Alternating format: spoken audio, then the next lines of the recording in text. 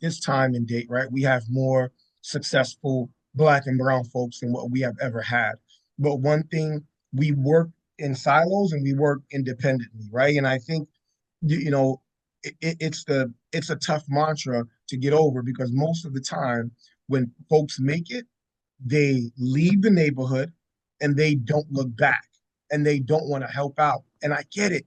And it's over fear of I got mines and I don't want it to be taken away. Right. It's the same reason. It's funny. I used to read this book, just taking it back and Harriet Tubman. It was like a book about untold stories. And she used to sometimes come and get slaves and like, come on, let's go. And some of those slaves would say, no, I'm not going anywhere. And I'm going to tell. Right. So it's unfortunately that sometimes we have this mindset that we are there and we're comfortable and we're good.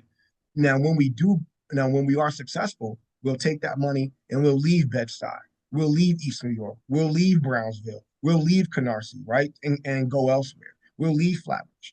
Why not stay exactly where you are to make that impact, right? And I